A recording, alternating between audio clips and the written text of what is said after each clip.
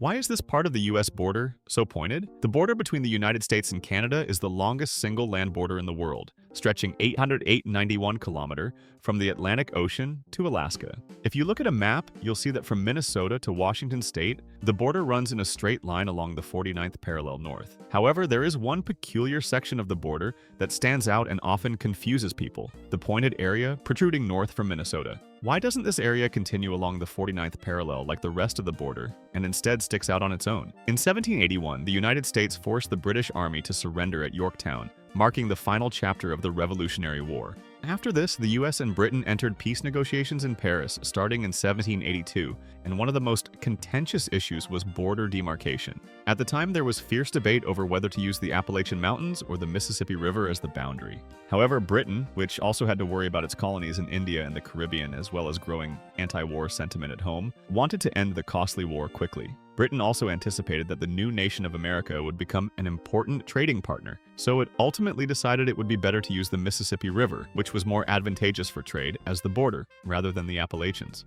As a result, Britain conceded a large portion of territory, allowing the US to expand its land westward to the Mississippi River.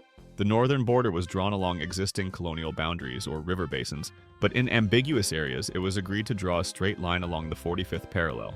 As they extended the border, they reached the area, including Lake of the Woods. US and British negotiators used a map created by amateur cartographer John Mitchell to set the boundary. According to this map, Lake of the Woods was egg-shaped, and if you followed the lake westward, you would meet the Mississippi River. Both countries agreed to use the Mississippi as a boundary, and for the northern border, they also agreed to connect the northwest tip of Lake of the Woods to the Mississippi River.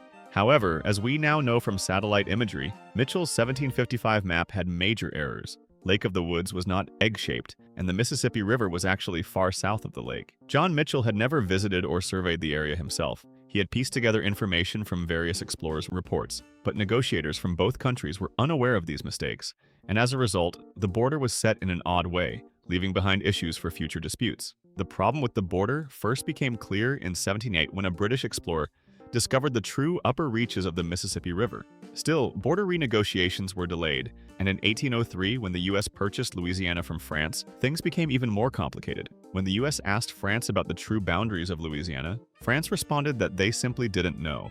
Years later, after fighting the British again in the War of 1812, the United States was finally able to begin renegotiating the border in 1818. This time, the negotiations included both the previously disputed area near Lake of the Woods and the newly acquired Louisiana territory. But the region was sparsely populated and covered in forests and mountains, making accurate surveying extremely difficult. Britain worried that the rapidly growing US population might set its sights on Canadian territory, while the US, having just fought another war, wanted to avoid further conflict.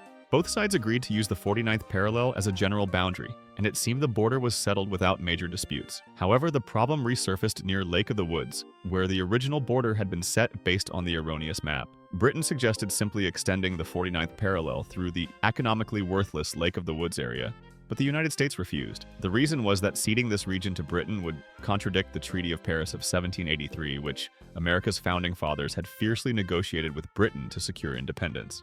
Ultimately, due to strong opposition from the United States, Britain withdrew its proposal to divide the area along the 49th parallel. The two sides agreed to draw the line straight along the 49th parallel and cede the northern tip of Minnesota to the US. This is why the straight border between the US and Canada has a single pointed section sticking out in Minnesota, a shape that remains to this day. As a result, people living in the northwest angle, the area in question, are legally under Minnesota's jurisdiction, but in everyday life rely on Canadian postal and medical services, leading to a very unique and inconvenient situation.